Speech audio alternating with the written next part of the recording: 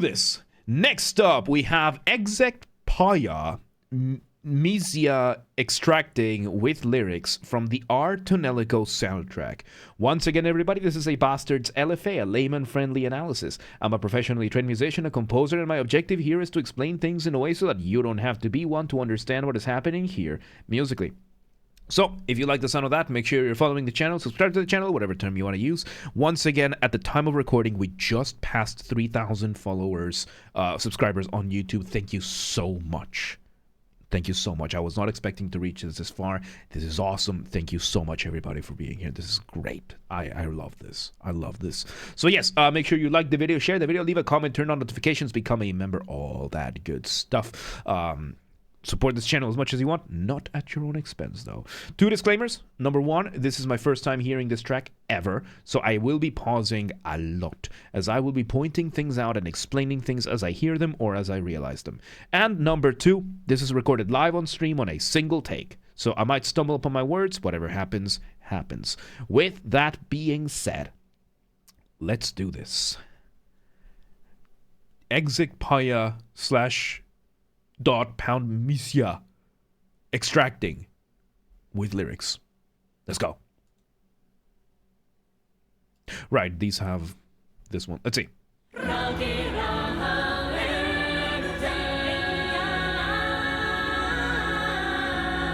Okay, so we're having quite a few things going on. We're having multiple layers of vocals giving us this initial thing.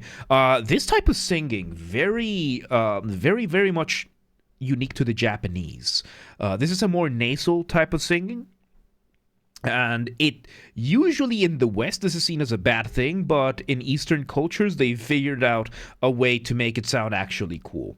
Because right now, most people speak from either the diaphragm or from the throat, that kind of thing. But if you speak nasally, it's just going to sound more annoying. Because if you speak from the nose, then it kind of shows, right? It sounds almost comedic the way it is.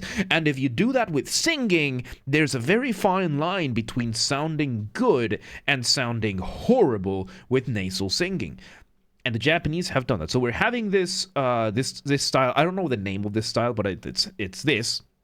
Plus what seems to be some strings, like some violins, some cellos, like violas and cellos, maybe in the bottom, giving us a chord, just holding it and letting the vocals play out. Right now, I don't think we have a motif yet, but yeah, let's see. Misha is very Japanese coded. There you go. Let's see where this goes.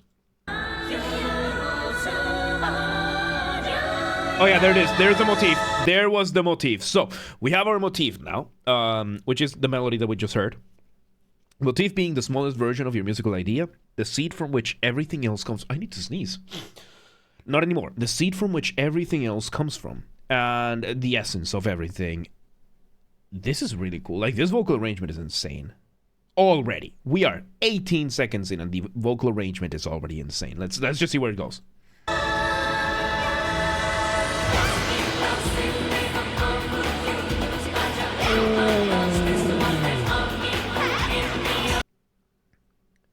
We start, we bring percussion in, and immediately we have a syncopated phrase with the vocals. The vocals are very aligned, the drums are very aligned, they're just not aligned with each other. So, syncopation. The concept of syncopation, for that we need to take a step back. When it comes to music, you have 3 elements: melody, harmony, rhythm. When it comes to rhythm, rhythm is the study or the use of time. How fast things happen, how slow, how long for, and when. And time is then divided into either bars or measures. They're the same term. They're the same thing. These are just interchangeable terms. And bars and measures are then determined by a time signature. How many beats, how long are the beats, and what kind of beats. And a time signature is 2 numbers, an upper number and a lower number. And the upper number is the number of beats. The lower number is the type of beats, what note type you're doing. So in English, it's super easy to remember. Whole notes equals 1. Half notes equals 2, quarter notes equals 4, eighth notes equals 8, 16th notes is 16, so on and so forth. So in a 4/4 bar, 4 quarter notes. So you have your 4 quarter notes over here, and then you count those 1 through 4. 1, 2, 3, 4, 1, 2, 3, 4. So there's that. I have reacted to some of it, Evan. Some of it. Welcome to the day. How you doing? So we're having this. So whatever gets counted on either or any of these quarter notes, anything that happens there is called on beat. So if I were to snap my finger on the beat, 1, 2, 3, 4, 1, 2, 3, 4, those are on the beat. Anything that happens before or after, in between the beats, is called syncopation. And that is precisely what is happening here. We're having a syncopated rhythm with this, which almost sounds like a polyrhythm, but it's not. It's just syncopation. There's a big difference between syncopation and polyrhythms. Usually a polyrhythm is a lot more even than these sound. These are just syncopated. Polyrhythm is rhythm against rhythm, is when you have, it's a lot more complex than syncopation. Syncopation just means it's not happening while on the beat. And that's what we're getting right now. It gives you this sense of pace, of extra pace and acceleration that is just really, really cool. The imagery behind the song of a dancing Miko that entertains demons until they pass out can be sent back to the underworld. The function of the song is to purge viruses from the supercomputer tower. Interesting. Let's see where it goes.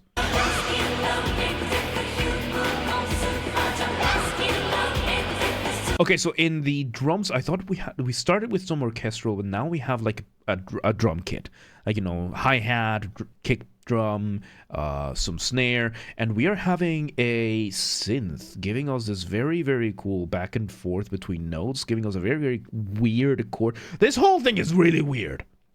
This whole thing just sounds really weird, and it's awesome. Let's see where it goes. Oh, there we go. We're bringing those back. Variation on the melody, on the motif.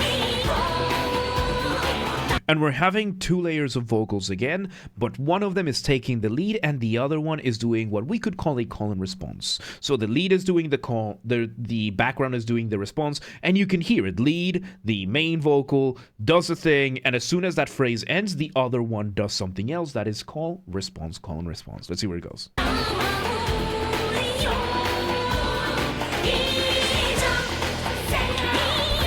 There we go. Still call and response. Variations on the motif. The phrases are just a little bit more complicated, but it's roughly the same thing. Oh, modulation. Okay, we had a bit of modulation over here. So we just explored a little bit of what rhythm is. Now let's explore a little bit of what harmony is. Because I said rhythm, melody, harmony, rhythm.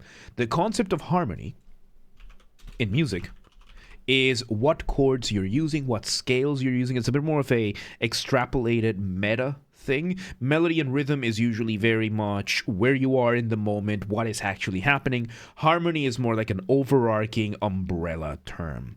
So harmony is the use of chords, the use of scales, what scales you're using. Because when it comes to music in the West, we use what is called the chromatic scale. Those are 12 notes that exist, and every scale that comes out of it is usually going to be 7 notes out of those 12 notes, and those we call scales. So harmony is what chords you can make out of those scales, the relationship between those chords, and the relationship from that scale to other scales. And when you have one scale, one set of chords, you call that a key signature. And the key signature is just what chords you're using. It's that simple. What scale you're on, what chords you can make from that. And then if you want to change from one to another, you do what is called modulation. And that is precisely what happened just now. We went from one key signature to another. Usually you will have different things like common chord modulation, common tone modulation, Picardy third modulation, which are more extended processes for changing from one key signature to another, except right now what we did was a direct modulation. We were in scale set number 1, chord set number 1. Okay, we finished that. Okay, now we're in scale set number 2, chord set number 2. And that's it. We just went from one to the other right away, giving you this really cool sense of just stepping either up or down. In this case, I think it was up. Just gives you this sense of, oh, we just took a step up. Because that's what the scales did. And Really, really, really cool. Usually this kind of thing is in Western music applied closer to the ending of the piece. However, this is Japanese. They don't care. Let's see where this goes. Now the vocals are more together. The synth is giving us a... really cool. We split the vocals again. And we have a whistle high above. Like the synths are having a lot of... There's a lot of stuff going on the synths right now. So we're having one layer that is just giving us the chords, giving us like where we are roughly speaking. Most of them are texture, though. Most of them are texture, like these little subtle sounds. Like we just had a whistling high above. We just had before that another melody that was higher up, holding a couple of pedals. And a pedal is a note that you just hold for an extended period of time. It's just really... It feels bizarre, but at the same time not. It's a very... Probably a bamboo flute. Yeah, it sounded a little bit like it. Let's see where it goes. There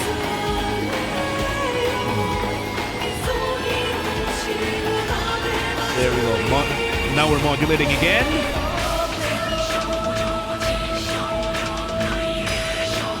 And now we are having one of the vocals holding a pedal. And right now we also have the visual of what is happening. The other vocals are giving us what would be the beat. This can be a very tricky thing to figure out in songs. And it's just so well made. Something that the secondary vocals are doing right now is called accents. So accents in music is not to tell where somebody is from. It's for accentuation. And that is precisely what they are doing. They are basically just highlighting, they're accentuating the metronome. Because we're in 4/4, and if you count what these are saying, 1, 2, 1, 2, 3, 4, 1, 2, 3, 4. Now, right now it changed a little bit, but we're having those accents going on, which is just to highlight certain points in the rhythm without necessarily interrupting or modifying the beat that you have. It's a very, very cool tool to use. And right now we have modified that a little bit. The accents are going elsewhere right now. Let's see where it goes.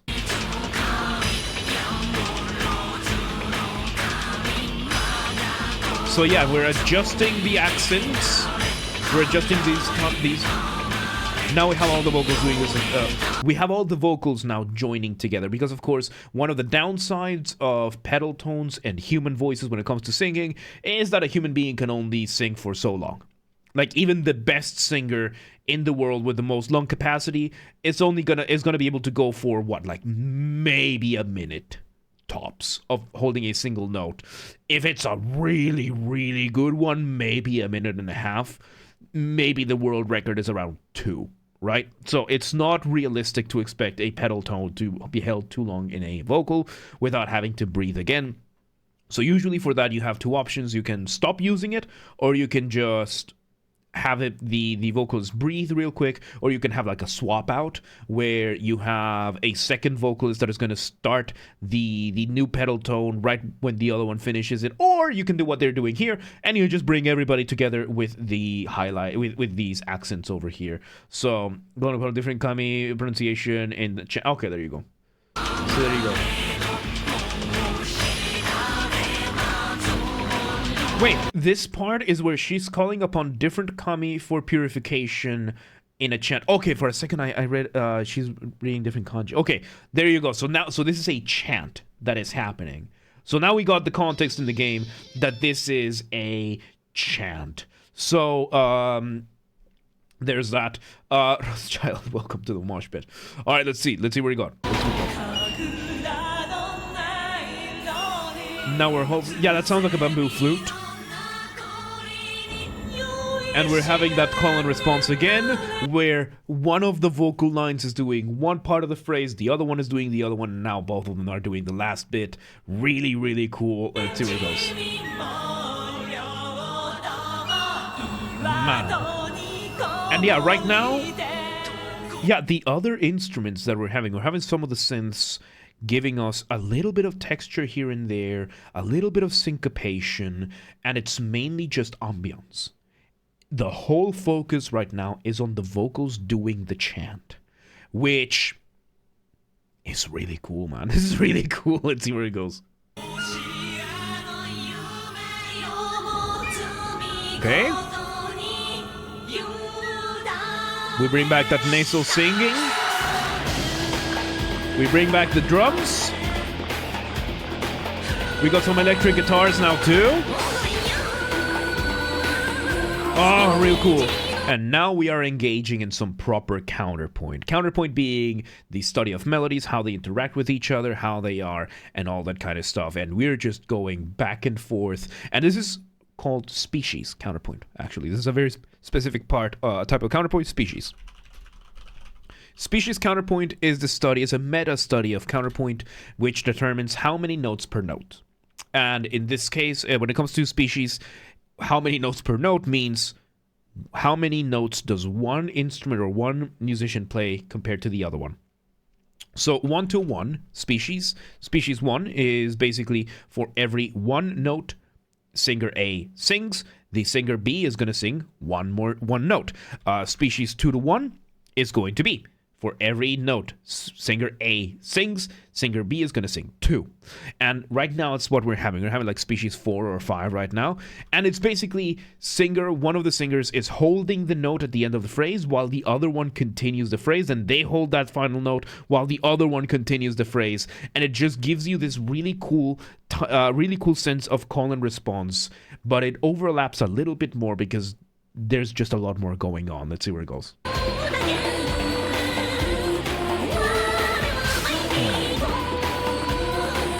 Really cool.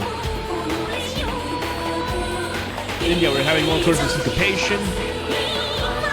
We bring back the original rhythm from the start. So yeah, now we are in the climax of the track. We're in the final minute of this, and we are now bringing as much of the material that we had. We bring back the initial chant that we had at the very, very beginning, a little bit more subtle, because now we have the other melodies going on, giving us what I like to call the flying melody. Flying melody is a colloquial term. Colloquial just means there's no academic term, or at least I'm not using it for the sake of simplicity, to be able to explain. In this case, we are having this whole ensemble. We have the drums, we have the vocalists, we have all of this going on, and then high above, we have another melody just flying above everything else and just soaring through the landscape that we are creating here. And this is it's one of my favorite things, dude. It's one of my favorite things. Beautiful. Let's see where it goes. Oh, that syncopation is so much fun.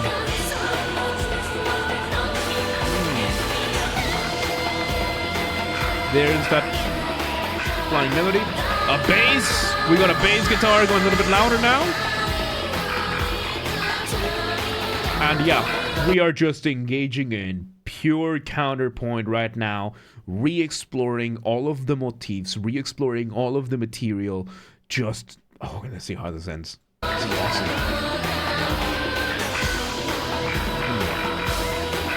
Oh, that bass sounds so cool. Let's see.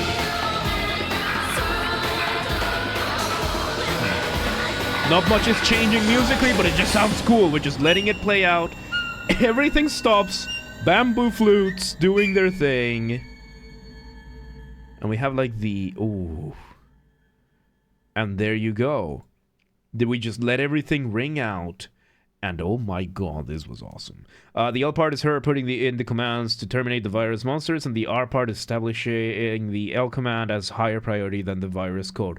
That's really cool. I like that. Yeah, I'm gonna need to check this out one day. So there you go. That was Exec Paya Misya from the Tonelico, or Misya extracting, sorry, from the Tonelico soundtrack. Man, this was awesome. This is really, really cool. It's very rare that we have encountered this kind of like Japanese music, so there you go. Once again, everybody, this has been a Basterd's LFA, a layman-friendly analysis. I'm a professionally trained musician and composer, and my objective here has been to explain things in a way so that you don't have to be one to understand what's happened here musically. So, If you're watching this on the YouTube video archive thing, thank you very much for watching. Make sure you're following the channel, subscribe to the channel. Thank you once again for 3,000. At the time of recording, we just crossed 3,000 subscribers. It's insane that y'all are even here. I really, really appreciate it.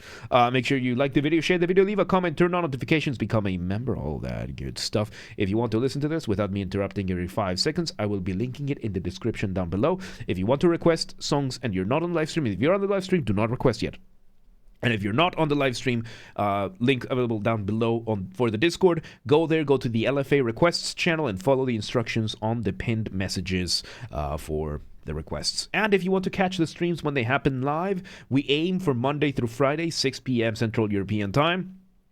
Link down below in the description are the Discord and the Twitch, which both have the stream showing, the stream schedule in full, up to date, showing in your local time zone. And yeah, follow the gaming channel as well. We have a gaming channel where we put the VODs of the gaming after shows that we do if they happen. Games are Basterd. Link down below, or just search for the username on YouTube. Same as James R. Basterd. You swap the J for a G, and you got it. And yeah, there you go. Really cool stuff, man. Our Tonelico has been awesome, dude. Really, really, really cool stuff. But yeah, let's move on.